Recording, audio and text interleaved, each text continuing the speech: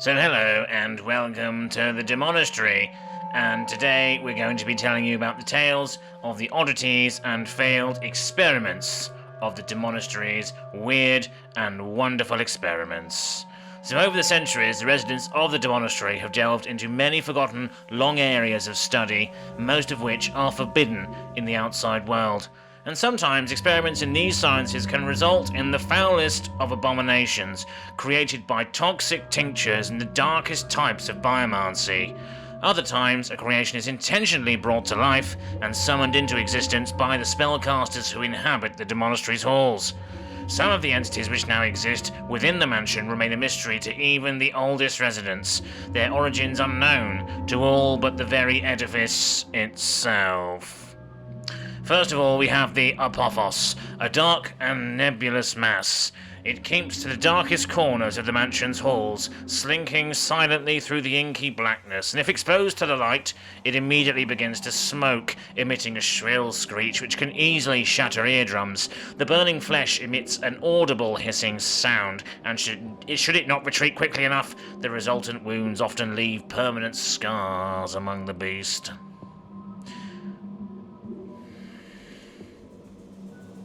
Then next we have the Diaphanes, a creature coated in a thick, translucent layer of protective slime. It has beneath its body a great number of pale, wriggling larvae, biding their time until hatching. Its long, spindly limbs are capable of carrying this foul beast across the ground faster than any other creature known to man. It can even climb up the side walls across the ceilings, its countless limbs scuttering against the stonework. The next is the Enden, a small, dark creature, black as moonless night and iridescent as an oil slick. The size of a man's hand and as half as long as his forearm, this hideous little beast preys upon the residents of the Demonastery. It slips into their mouths while they sleep, crawling down into their lungs, where it devours the person from the inside out.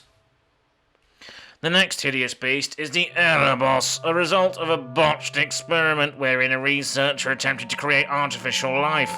Erebos's body is stitched together from various materials, including hides, strips of leather, and human skin.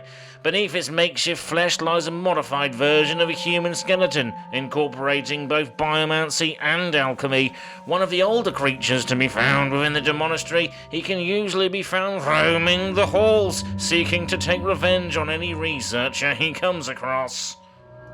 The next one is the Lysogenes, and at first, the Lysogenes almost appears to be human, but the longer you look at it, the more monstrous it becomes. Its skin is as smooth and as malleable as taffy, white as milk with glassy black eyes, limbs which are a touch too long for comfort, and a mouth which separates into two distinct mandibles. Few have seen this creature and escaped with their lives, and fewer will still acknowledge its existence.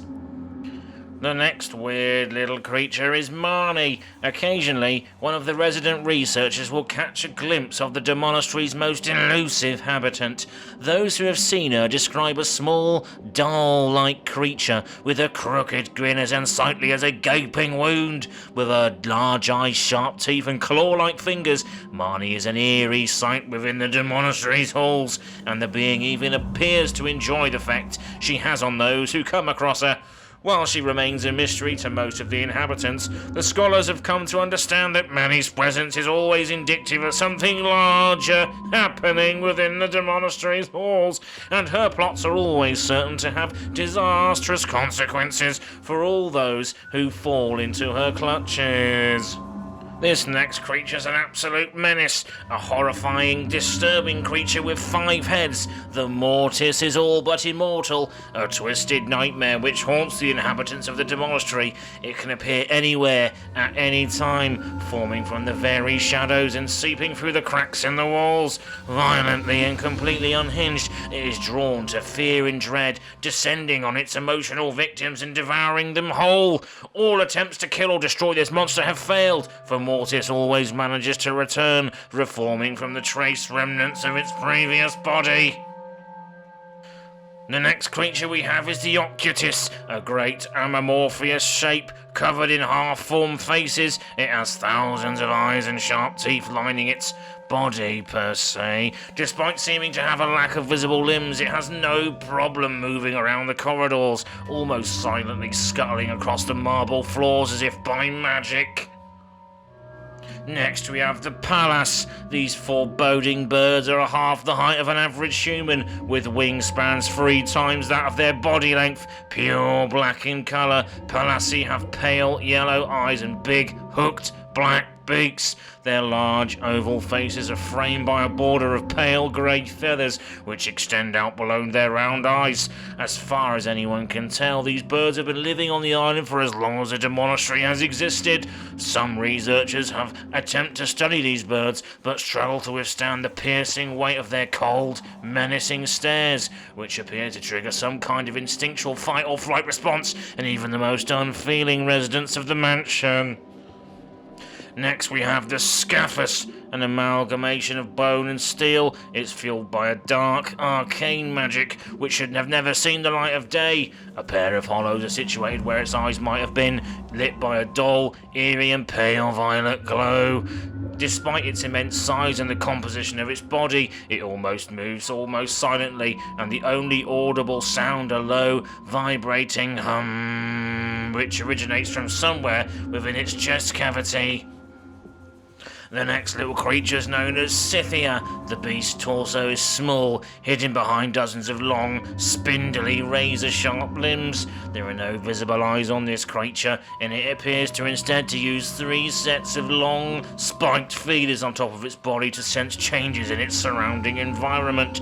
A single, feather-like touch on one of its serrated limbs is capable of cutting through bone. The next weird and wacky creature is the Typhon, the result of a decade of research focused on death and the creation of life. Typhon was created from an amalgamation of flesh, discarded organs, magical elixirs, and pure alchemy. A massive, writhing mass and a stained mask for a face. Its body is covered in thin, dark membrane, just barely translucent, revealing hints of the bone and muscle beneath. It possesses the ability to form a massive, gaping maw lined with hundreds of rows of needle-like teeth. The next creature we have is the Vidus. These small, grotesque constructs can be spotted often in many places around the monastery. They work quietly in the shadows to maintain the mansion and its many rooms, while avoiding contact with any of the residents and the researchers. No resident of the manor has ever discovered what these creatures truly are, or how they originally came to exist. And finally, we have Whisper. For as long as anyone can remember, a stained glass window stood at the entrance hall of the demonastery, depicting a wraith-like girl looking down on whoever came through the great doors. Residents occasionally heard her whisperings, echoes of her sweet, lifting voice ringing through their mind, inaudible to anyone but the recipient of her call. These words of wisdom have been a double-edged sword, equally likely to lead someone to a breakthrough in their research as to their downfall. However, when the gateway to Ariathialos opened, the stained glass window serving as a home was shattered, and Whisper has not ever been seen or heard from since. Now that is pretty much all for the oddities and failed experiments at a demonastery, but I'm sure in your travels and in your games you will see more absolute mind-wrenching raids and monsters from the demonastery's halls, prowling your nightmares forever and ever and ever. Until next time.